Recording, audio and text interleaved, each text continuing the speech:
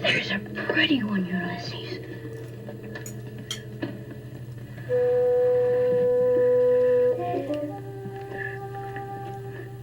There it is. Hello BookTube, I'm Sean the Book Maniac. Welcome back to my channel. Here I am with a Friday read, 7 a.m., nearby park, trying to stay out of the sun, and happy to be here. My reading week has been decidedly mixed. I've got great things I'm excited about, things I've been quite disappointed by, and one in particular that might break the adult side of BookTube. I'm not getting on the hype train. I have finished no bails, so that's the first thing that might break the adult side of BookTube. I didn't bail on anything. And I have finished a couple. Let's start with the positive, shall we? I remember last Friday read started on definitely negative note. So before I get to a little bit of a bitch fest, I loved Ariana Harwich's Feeble-Minded, translated by Annie McDermott and Carolina Orloff. And I don't know how to talk about this book. I read and loved her Man Booker International. I have no idea what the name of the prize was, the year it was nominated, but International Prize nominated Die, My Love. I did it for Novellas in November last year, and I was pretty inarticulate about why I loved it. Perhaps even more so here, because as I said when I started this book a couple of weeks ago, it was really hard to grasp onto the thread of the narrative throughout, and once I got it, then I really got got sucked in really deeply. And this is really a dark story. The other one, Die My Love, was too. Hello, Die My Love. This one is about a mother and daughter, a mother and her adult daughter, and they have such dysfunctional, codependent, dysfunctional. Those adjectives don't begin to cover the dysfunction here. Their relationship is foregrounded in such poetic images, conversations, dilemmas, and escapades. It's really hard to follow, but I felt that I did follow it. I thought it was accessible, gorgeous, grotesque, and not a Sean book at all, and I loved it. I will read anything this woman publishes in English, and I don't know how much I owe it to the translators, McDermott and Orloff, but I will certainly seek out more that they jointly or severally have translated, because the writing was gorgeous. It kind of put me in mind of Muriel Sparks' The Driver's Seat, so if you like that, I would check it out. And if you like typically non-Sean books that are really dark and poetic and sometimes disgusting, like Otessa Moshfegh, perhaps. I haven't read enough of her to draw that parallel, but this really worked for me. And I think, I don't know how to talk about it, so let me just find, they're all bite-sized chapters. I'm just going to read you this one-page chapter. And this, if you like the writing and kind of the atmosphere, please check it out. Something's biting my face. There's no space left inside me. Mum smothers me in goodnight kisses, the child in the womb like a bundle in a washing machine. It starts to lose shape very slowly, the baby tearing itself apart, its appearance fading. You were in here, she says, sticking out her belly. Right here. Come and touch. You consumed me to the bone. Her hair is combed back and it looks gorgeous. She's glowing from having made me. But I can see her losing energy, an old lady who makes it out to the rubbish bin, gasping for air. Tomorrow I'll get you up early and take you. My mind can hold objects high in the air. Suddenly I realize the ceiling's very far away. I show Mum my hands against the light. They're beautiful. We'll make it all happen, she says, and rubs cream into them, finger by finger, crease by crease. Tomorrow morning we'll sort it out. I'll make you a proper cooked breakfast. Good night. She tucks me in, a pat on the forehead from the blonde with no morals. With the fairy tale of the wolf and stones instead of baby goats, or the one with cows burnt at stakes, vaccinated, castrated, wormed. And yet all I think about as I hear her get into bed is a snowy night in the countryside. Night, snow falling slowly, out in the countryside. I don't know why. Quite possibly you've seen my rant about how this novel ended, so I ended up hating passionately hating Narcopolis by Jeet Tile. Just the worst Indian novel ever published. Because what started out so brilliantly in the first half just went to that bird, whatever it is, penguin? Not penguin. I forget the name of the bird. It's a bird. It almost flew right in. Bad.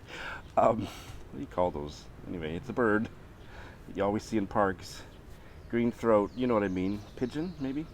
Anyway, what was brilliantly set up, just none of it was realized in the second half. It was a mean-spirited, misogynistic book that should be used for toilet paper. And if you want to see more of this, more articulate ranting, I'll put the link to my concluding video. I'll put the link to the 4 videos that comprised my discussion with Natalie of My Reading Days, because we both hated this book. What a disappointment. I will never read anything he writes. It was garbage. I mean, the writing was fine, but I just hated it so passionately. Like, it was just, how dare he? And I was so ranty yesterday that I mistakenly referred to the main character Dimple as a woman, and she was a hijra, and she used, or the novel ascribed her the pronoun she. But I was so upset about all the misogyny and bullshit, drug-related, like violence and stupidity, and just like, who cares about any of this shit, that I kept calling her woman. Anyway, she was an interesting character that just got steamrolled by all the other assholery of the book, and I blame Jeet Tile squarely for that abysmal literary failure. So that's what I finished. I've started a bunch. I have no idea how many. Let's go positive, negative, as far as I'm able. Well, speaking of positive, hello. Could that t-shirt be any tighter? Anyway, what was I saying? Oh, it's a good segue. I'm finding this memoir, this gay memoir from the UK, Visits by Peter Robbins, utterly charming. It's I wouldn't say page turner, but this is the book that I said last weekend or sometime recently. Every time there's a tag, I find an excuse to hold this book, this unread book up, and say I'll get to it one of these days. Well, I finally started it. I'm 35% of the way in, and he's a wonderful writer, and this is a memoir. I don't like memoirs, and I'm loving it. It's written like a novel, so there's that. So far it's just about his childhood in which part of Portsmouth area of UK, and just charming little incidents, so satisfyingly described. Every Sunday he would walk to the graveyard, about a 20-30 minute walk from his family home, with his grandma to visit his grandpa's grave, and they would walk by this property and wave to a dying man out in his garden, and he was the ex-king of Portugal, living in exile in their town, and they would wave and I think feed his goat or something. Yeah, just charming stuff like that all throughout it. The way he describes his like aunts and uncles and grandparents and stuff, they're just so vividly come to life. They jump off the page. I wish these young men would jump off the page. But anyway, really enjoying it. Haven't got to barely touched on his coming out or dealing with his sexuality. I am quite smitten with it, and in fact have now since discovered Peter Robbins wrote some short stories and novels that I want to track down as well. And here is my big surprise, disappointment, and going against the grain of the consensus about this book. I started Ocean Vuong's On Earth We're Briefly Gorgeous, and I'm not enjoying it very much. I don't think it's very good. I think he's a poet, and this is not a very good novel. I shouldn't say more than that. I'm 40% of the way through. There are moments of brilliance and extremely moving scenes, but as a whole, it's a bit of a dog's breakfast and not successful, is my a tentative judgment. I don't think it works very well, and there's a lot of things that are quite awful, but there are definitely a sizable number of things that are beautiful, and those are poems without line breaks. So yeah, I'm disappointed. This is a buddy read with Dan of the Weird Book Club, and I don't want to speak for him, but we're having a real, I think we might do a joint review later. But his experience is somewhat different, and I think it's safe to say somewhat more, quite a bit more positive. And I am not hating this, but this is not very good. And a couple days ago, I started reading Samarkand by Amin Malouf, translated by Russell Harris. And I've read 2, maybe 3 short chapters, and I'm loving the writing, and the story is it's the story of Omar Khayyam, who I am Googling a whole bunch of stuff, and that's fantastic because I don't know anything about this part of the world or its literature. Omar Khayyam, the Rubaiyat of something, the Rubaiyat of Omar Khayyam, I didn't know anything about it. And so it's one of those novels about a historical personage that's, because I don't know anything about this part of history, it's working because the writing's really strong, and it's early days, but I loved it. It's page 112, and I'm really enjoying the opening chapters, and it's a bit long, so I hope I can finish it this month. And the last one that I have started is for the Faber Stories series, Julia O'Fallon's Daughters of Passion. And I'm not sure how great it is so far. I've read about 15 pages, and Doris and I will be doing our discussion video, so I will hold my, not fire. It's about a hunger strike, a woman who's on a hunger strike in Ireland, and she's hallucinating because she's so weak, and it's all the flashbacks of her life. Yeah, it's interesting. So that's what's been going on. In terms of what will be going on in the coming week, I am not really sure, other than that I have 2 that I'm definitely, 2 buddy reads starting next week. One is finally getting to Valeria Luiselli's Lost Children Archive. This will be a buddy read with Britta, and I am so curious as to whether I'm going to get along with this, because it's the marmitiest book on BookTube this year. I have a pretty good feeling, but who knows? Looking forward to getting into it. And Beyond the Pages and I will be starting a buddy read on Monday of an Elizabeth Taylor novel, At Mrs. Lippencoat's. At Mrs. Lippencoat's. I don't know anything about that novel. I don't need to. I have read 2 Elizabeth Taylor novels. Mrs. Palfrey at the Claremont, 5 stars, absolutely loved it. One of my top reads of last year. And then another one, what was the other one? A View of the Harbor, which I didn't like and didn't finish. So, 50-50. Hope I like this one. Yeah, so I may start other stuff for the Queer Lit Readathon or for the Read the Middle East Readathon, but I have no idea. I've got BookTube prize stuff on the go, and I hope to finish at least one, maybe both of those, and start another one, and I'm not sure which one I will pick. So there's a whole bunch of possible reads, but those 2 buddy reads I just told you about, I will be starting for sure.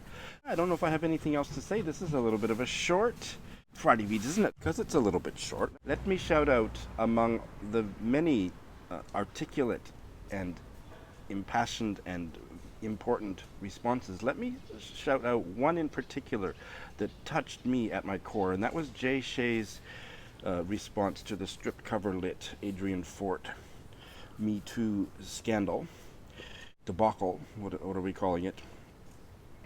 He spoke for me and spoke to me so deeply. There have been other responses, but that one just, it's a must-see.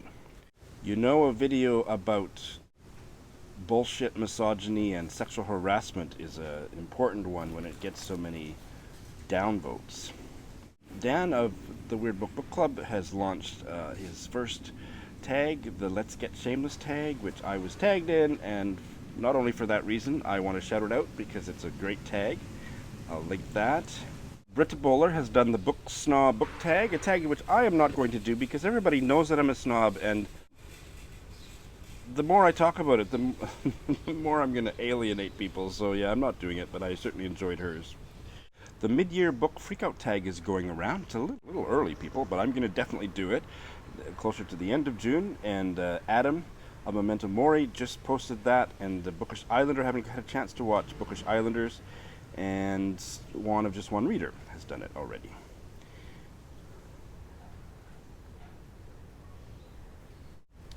I don't need to shout out people like Eric Carl Anderson, but his video, a blog of going to Latvia and Latvian heritage and literature was fabulous. I want to shout out Karen of Run Right Reads. Karen of Run Right Reads needs a whole bunch more subscribers. She's doing so many interesting things on her channel, and she is reading all of the Man Booker Prize winners in order, I think. And this one that she put up a couple days ago is of the 1970 winner, The Elected Member by Bernice Rubens. I enjoyed that. Another video that I loved this week was Robert of Barter Hordes explaining the BookTube prize. I thought I knew everything there was to know about it. I didn't. And now that I know even more about it, I think it's just a fabulous thing that's going to really take off in the future. And soon we're going to be saying, Booker who? No, BookTube prize. Who cares about the Booker? And the Women's Prize? American Marriage? Are you kidding me? All right. I hope you guys are having a great week. Prove it in the comments. Thanks for watching.